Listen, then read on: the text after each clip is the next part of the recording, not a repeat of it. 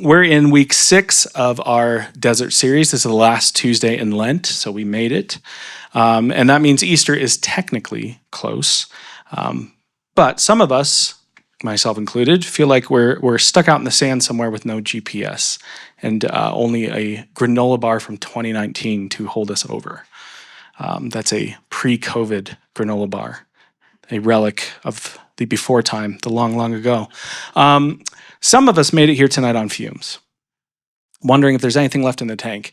And if that's you, I just want to say I'm glad that you're here, especially when you're feeling fatigued. Maybe some of you aren't physically tired. You're feeling more of a faith fatigue. Maybe you're not sure what you believe about any of this anymore. But something in you still pushed you to be here tonight, to show up, and that counts. You belong here too. This series that we've been in hasn't been about trying to get you to believe harder, right? It's about making space for honest questions and parched prayers and a God who meets us in the middle of all of it. Tonight, as we wrap up this Lenten series, we're holding space for the long middle, the dry, confusing, is this even working stretch, and learning how to find hope there, which is our theme tonight, hope. And that sounds nice and all, right? But if you've been stuck for a while, even the word hope can make you cringe. I want to talk about a kind of hope that doesn't depend on your feelings or your progress report. And we're going to start by going way back to the Old Testament or Hebrew Bible, to a moment when God spoke to his people, not in a moment of triumph, but in the middle of their devastation, when they had lost everything familiar, when the promises felt far away and the hope of return felt completely impossible. So in a word to his conquered, captured, and exiled people, God says in Isaiah 43, "Forget the former things. Do not dwell on the past. See, I am doing a new thing. Now it springs up, do you not perceive it? I am making a way in the wilderness and streams in the wasteland." Now, to be fully honest with you, there have been points in my life when this verse used to really bother me. For one, it's one of those verses that you see on a lot of really bad Christian art and random decor pieces. It just say like, I'm doing a new thing. It's been the topic of terrible 90s songs from Christianity.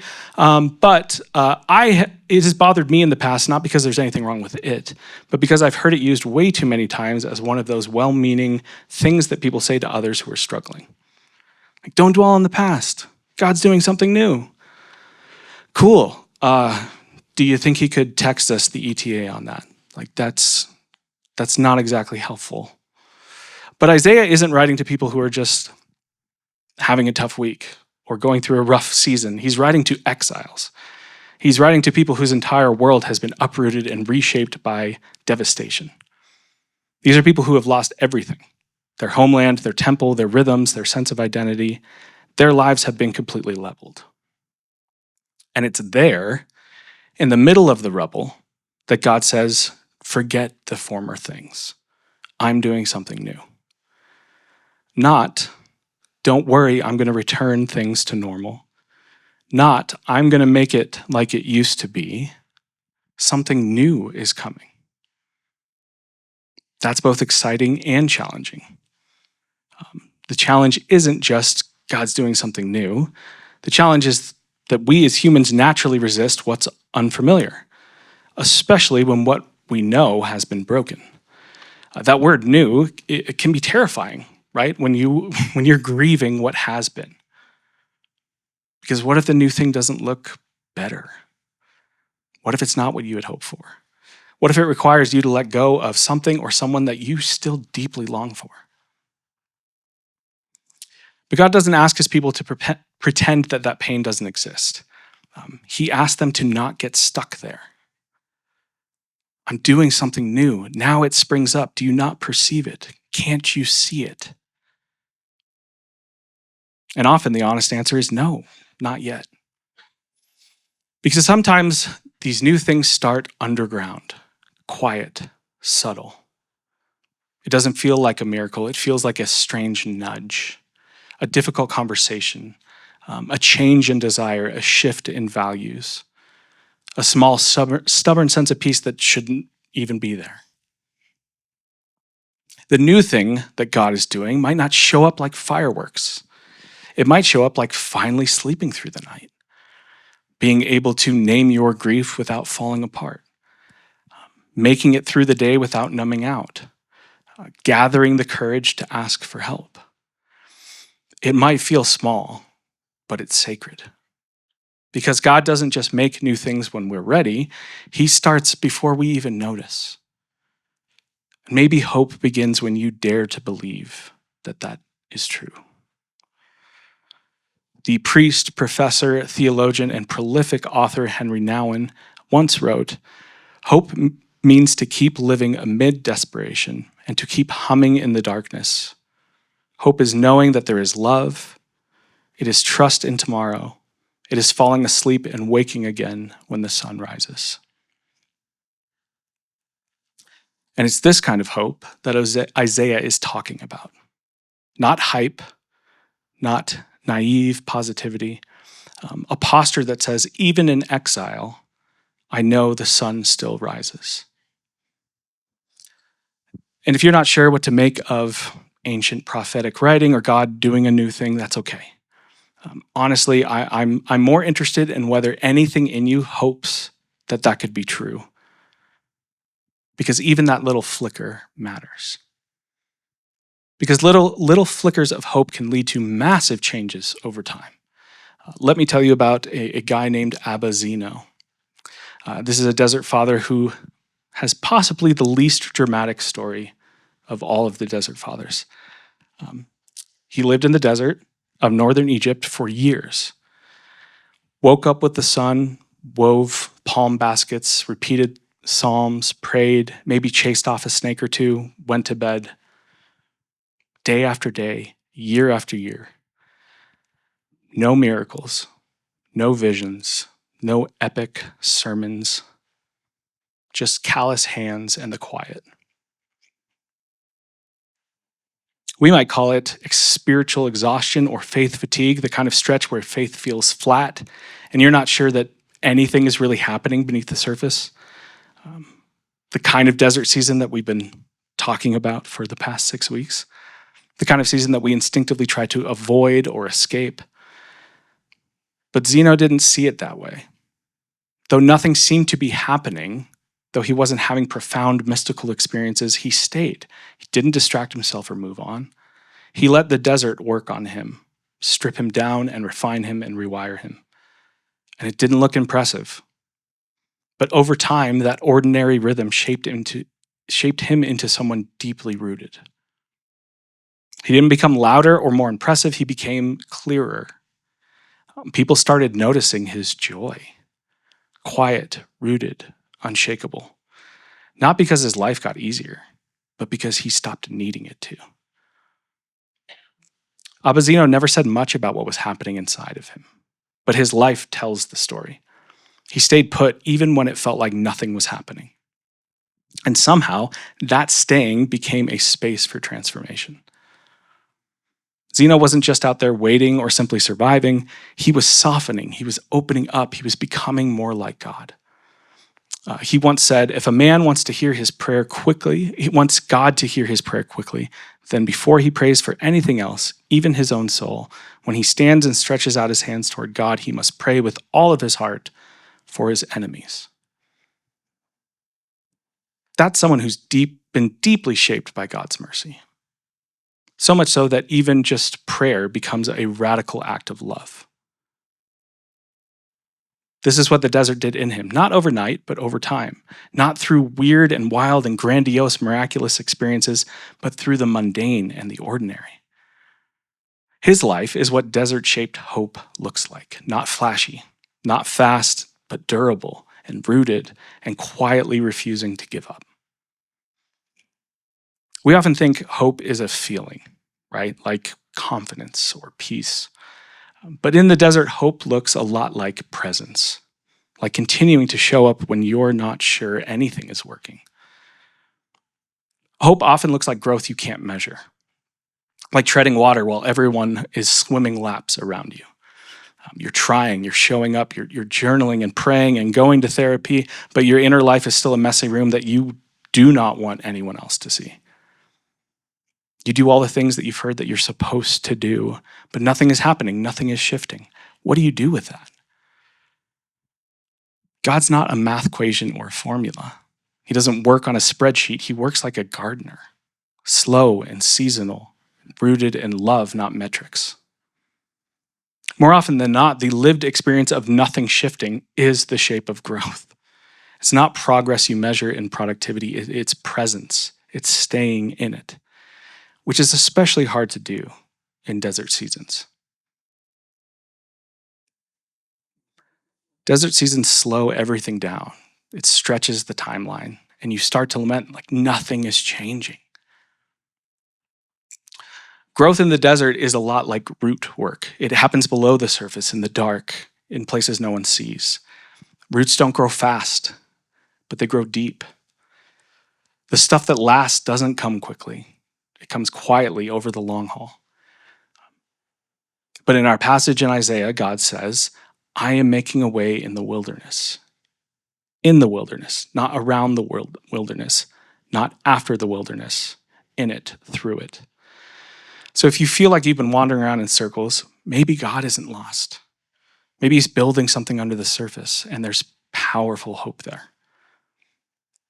Not the kind of hope that shouts or trends, but endures. It keeps showing up, even when you don't feel holy or strong enough or successful. I think maybe growth doesn't always, or even usually, feel like a big leap forward. Maybe it's a tiny shift, that pause before reacting, the breath before spiraling, the quiet decision to keep trusting. And maybe that's enough for today. The New Testament book of Hebrews was written to a community under pressure. Early Jewish Christians who were weary, misunderstood, and tempted to walk away. Some were facing persecution. Others were simply tired from the grind of trying to follow Jesus and feeling like this doesn't seem to be working. They needed something more than nice ideas. And so the author writes them a letter to encourage them, like, you're not alone. Jesus himself endured rejection and isolation and suffering. He didn't just give us a path to follow, he walked it first. Imagine the weight Jesus felt as he moved closer to Jerusalem for the last time, knowing what was coming. Not just physical pain, but betrayal, mockery, the loneliness of walking toward death while everyone around you, including your best friends, misunderstood the mission. Jesus didn't skip the desert, he walked it all the way through. And so the author of Hebrews writes this to this group of weary believers. So we too should run the race that is before us and never quit. We should remove from our lives anything that would slow us down and the sin that so often makes us fall. We must keep our eyes on Jesus. He suffered death on a cross, but he accepted the shame of the cross as if it were nothing because of the joy he could see waiting for him. That idea gets me every time. He accepted the shame of the cross as if it were nothing because of the joy he could see waiting for him. Jesus didn't push through pain because he liked it. He endured because he knew joy was coming, not immediately, but eventually. Maybe it wasn't just resurrection that he saw. Maybe it was reunion and restoration. Maybe it was seeing you whole, free, flourishing. Maybe it was knowing that his surrender would open a way home for every single one of us still wandering in the desert. So if your Lent has felt more like a losing streak than a spiritual awakening, you're not failing. You're in good company. Jesus didn't power through with divine detachment. He stayed, he trusted, he kept walking, and he walks with us still through silence and weariness and the long middle. Hope doesn't float above pain. It walks through it. It meets us there in the dust and in the questions and in the desert. This has been all very metaphorical, but what does this kind of hope actually look like in our lives? I think this is a quiet resolve that looks like many little choices. It's apologizing first, even when your pride says not to. It's it's going to the meeting. It's getting out of bed. It's cooking a real meal. It's answering your child's question gently when your brain is fried and they're asking the same question for the millionth time. These things count. It's the spiritual equivalent of doing the dishes after a long day, of texting a friend when you'd rather isolate, of dragging yourself to therapy or praying even when it feels pointless. This is the gritty, unphotogenic stuff that often gets overlooked, but it's the stuff that holds our souls together. Let's be honest, this kind of hope doesn't feel holy. It doesn't feel fun. It doesn't feel big. It feels like a shrug sometimes, like a sigh, like, fine, I'll try again tomorrow. But that kind of repetition is what builds a soul that can stand in the storm. It looks like praying the same old prayer even when it feels like you're leaving a voicemail to an inbox that's full. It looks like doing the next right thing quietly without applause. It looks like not quitting. Not because you feel strong, but because you're trusting that God is still with you in this. Sometimes hope is just sitting down in the middle of your desert and saying, I'm still here. That's not laziness. That's faith with dirt under its nails. Other times you do the faithful thing. Like you lean into hope, you pray, you spend time in silence. Maybe you even try to tackle scripture. You try to apologize first. You try to be generous. You put others first. You try any and all the things, and then nothing. No goosebumps, no divine confirmation, just silence. That doesn't mean you're off track. It means you're learning to trust without immediate validation or feedback. It means you're learning to live a certain way because it's the best way to live, not because it makes you feel good. Because what sustains your soul isn't the high, it's the habit. It's what you choose when no one's watching, regardless of any result. Habits are the small, repeated acts of hope that say, even if I don't see the fruit of this yet, I'm not giving up. Abba Zeno didn't have some burning bush moment. No divine confirmation telling him to keep going or that made everything turn around overnight. His formation came slowly, woven through repetition and refusing to quit, even when it felt like nothing was happening. Eugene Peterson once described faith like this as a long obedience in the same direction. That's what this kind of desert hope looks like. Quiet, durable, a slow refusal to give up. So before we rush past this, maybe pause. Ask yourself, where is God calling you to lean into desert hope and stay faithful? Not because it's exciting, but because it's where you're being formed.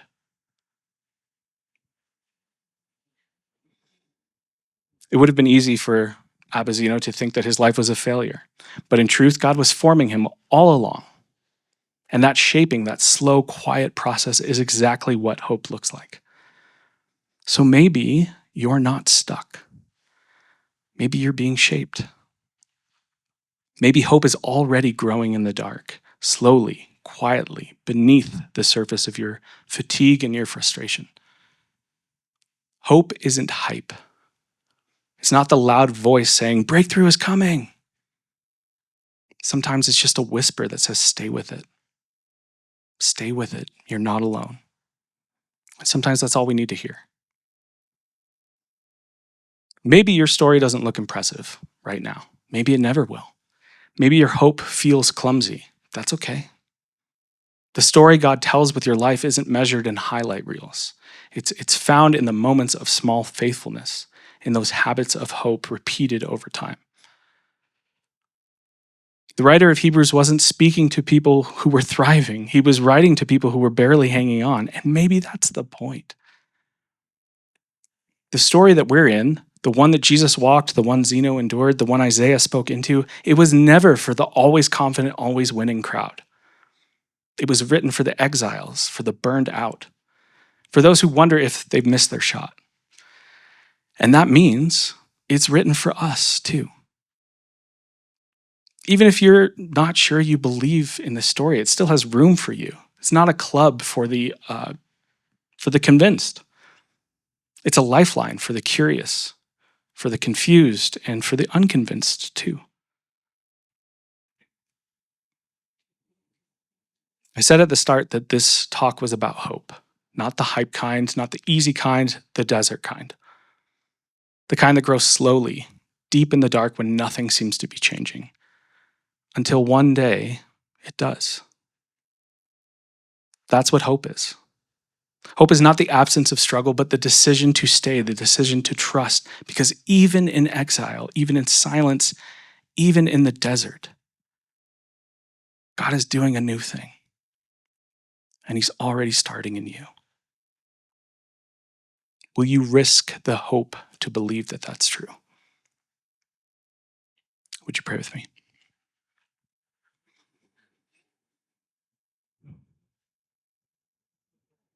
God, we love you.